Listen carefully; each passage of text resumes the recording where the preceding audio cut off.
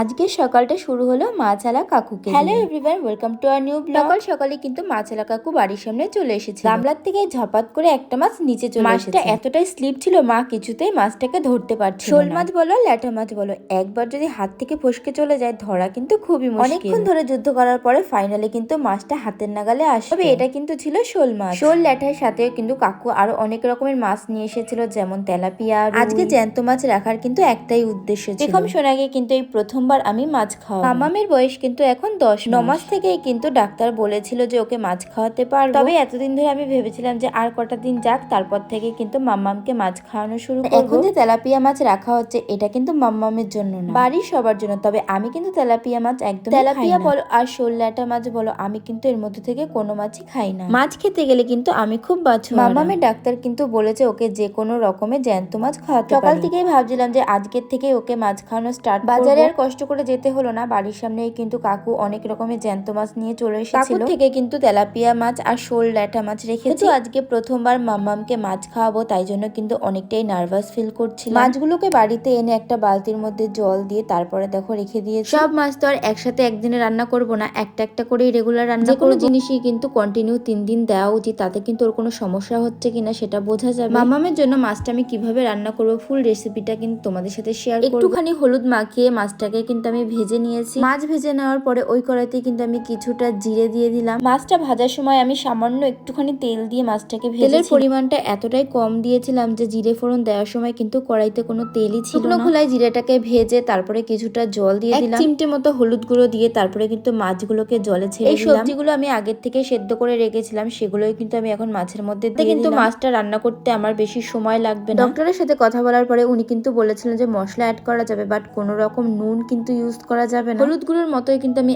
1 চিমটে মতো জিরের গুঁড়ো দিয়ে একটুখানি নাড়াচাড়া করে গ্যাসের ফ্লেমটা একদম লোতে দিয়ে আমি মাছটাকে ঢেকে রেখেছি, মাছটা খুব ভালোভাবে সেদ্ধ হয়ে যায়। যেহেতু আগে থেকে সেদ্ধ করা ছিল, তাই জন্য মাছটাকে কিন্তু এখন ভালো করে সেদ্ধ করে নিতে হবে। এদিকে কিন্তু মাম্মামের সবজি দিয়ে মাছের ঝোল। মাছটা রান্না করতে তো বেশি সময় লাগেনি, কিন্তু এখন বাছতে কিন্তু অনেকটাই টাইম লেগে যাবে। তবে জানো তো মাছ খাওয়াতে না আমার অনেকটাই ভয় করছিল। মাছের মধ্যে কিন্তু অনেক ছোট ছোট মাছের কাঁটা ছিল, টুকরো যাতে মাছের মধ্যে কোনো রকম কাঁটা না থাকে, তাই জন্য কিন্তু আমি অনেকক্ষণ ধরে দেখে দেখে মাছটাকে ভালো করে বেছে নিয়েছি। তবে এখানে কিন্তু আমি পুরো মাছটা দেইনি, সামান্য একটুখানি মাছ নিয়ে দিয়েছি। পরেও কিন্তু আমি আবারও ছাঁকনির মধ্যে ভালো করে ম্যাশ করে নিয়েছি। আর মাম্মামের জন্য যে খিচুড়িটা বানিয়েছিলাম তার মধ্যে কিন্তু মাছটাকে আমি অ্যাড করেছিলাম। কিন্তু পেখম সোনা খাওয়ার আগের থেকেই না করছিল যে একদমই সে খাবে না। যেহেতু মাছ খাওয়ার প্রথম দিন ছিল, কিন্তু আজকে আমি ওকে খুব জোর করব না। 3-4 চামচ ও যেইটুকু খাবে সেইটুকুই কিন্তু আমি ওকে খাওয়াবো। কোনো কিছুই কিন্তু একদিনে অভ্যাস করানো যায় না, আস্তে আস্তে কিন্তু ও শিখবে। তবে আজকে কিন্তু আমি আমার মতো করেই মাছটা রান্না করেছিলাম। তোমরা তোমাদের বেবিদেরকে কেমন করে মাছের ঝোল বা মাছ রান্না করে খাওয়া সেটা কিন্তু অবশ্যই জানিও। আমাদের জন্য কিন্তু আজকে রান্না করা হয়েছিল কচুর শাক, আর এই যে গন্ধরাজ লেবুটা দেখতে পাচ্ছ,